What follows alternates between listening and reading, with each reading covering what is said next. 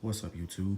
I just wanted to do a quick up close look at the Mpc X hardware for whoever wanted to see what connections it have, what the different buttons are, inputs, outputs, things of that nature. All right, so let's just jump right into it. Let's look at the front, the very front of the unit. You have a SD card slot. You have foot switch inputs, 2 of them. You have instrument inputs, 2 of those. This is your gain for your instrument inputs. You have a headphone output, and then you have a regular 1/4 inch output right here, and that volume's controlled with that. All right, let's jump straight to the back. So this is the back of the unit. You have your screen that has a little stand that you can put into the little slots right there. But let's jump into the very back of the unit. You have your XLR combo jacks. It could take a TRS 1/4 inch input or a XLR microphone input. So you have 2 of those, which they are also phantom powered. Then you have a line input. You have a phono input, which would be for your turntables, and this is your ground for your turntable, and you control which one right there. You have your 8 outputs, with your 1 and 2 being your main left and right. You have your 4 MIDI out, 2 MIDI in, and on top of that right here is your CV, which is your control voltage if you wanted to use vintage gear. You have right here your connection to the computer, 3.0 USB connection to the computer, and then a USB 3.0 just USB if you wanted to plug in a MIDI keyboard and not use your MIDI, just use a USB keyboard, hard drives, thumb drives, anything like that. And then you have your power connection, your power button, and this thing right here is if you wanted to screw down your power cord.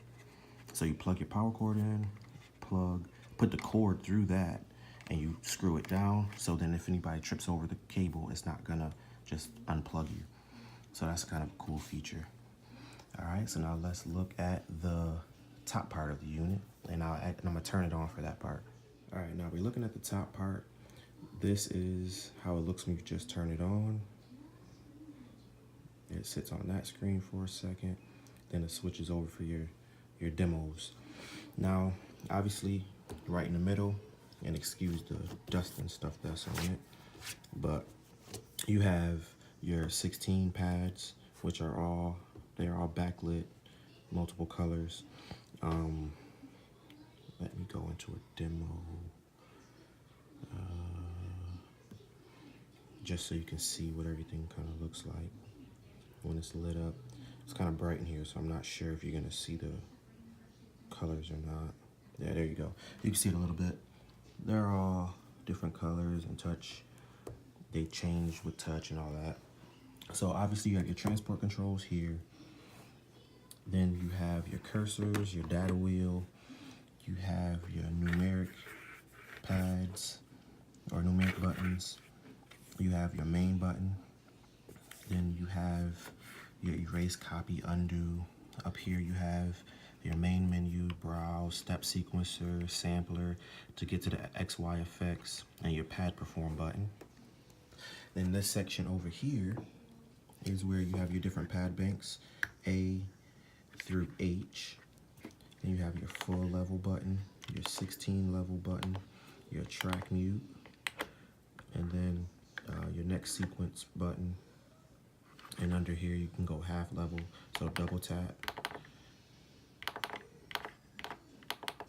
Wait, not double tap. What is it? Shift and tap. Sorry. Shift and tap. That'll bring you to half level, pad mute, and song. I was thinking double tap because I know with the bank buttons, if you double tap, it takes you straight to the G, the E, F, G, and H. So I'm not sure. And you can double tap some of them. I guess that one you just can't double tap. So I don't know. That's weird. Yeah. So I guess only certain ones you could double tap. But either way, so now that's your program edit, sample edit, pad mixer, and channel mixer. And then this section right here is gonna control just your Q links. You have, so whatever you want your Q links, which are down here, you can kind of get a good look at them. Each one have an OLED screen above them telling you what you're controlling. So for instance, this is your metronome level, and they're touch sensitive. But if I want to turn my metronome volume down or up, that's right there. And if I wanted to have my metronome only when I record or when I record and play, you know, stuff like that. You have your time correct strength, your time correct amount, or your quantized level. So you have a bunch of different things, and then you could change that. So right now it's on screen control, so that's just what's gonna pretty much control whatever's on my screen.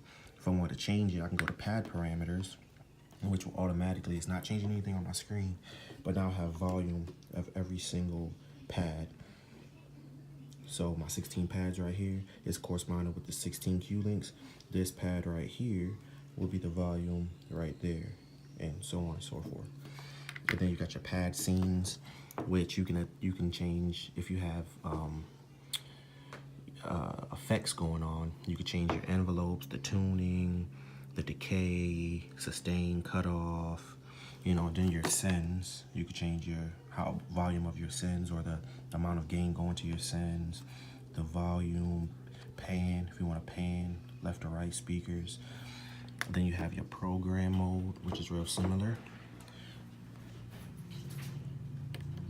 And then your project mode, which is similar to, you can control your sends, control your dampening, your time, you can mute, and you can see as I touch them, they're doing things. So it's kind of that in a nutshell. And then over here is your actual section for your monitoring. So you have your meter right there. You have your record, arm, read, write, solo, and mute buttons. This is where you will control your master volume, and then your gains for what's coming out, what's coming into your unit from the back. And then you have, I really don't know what this button do yet.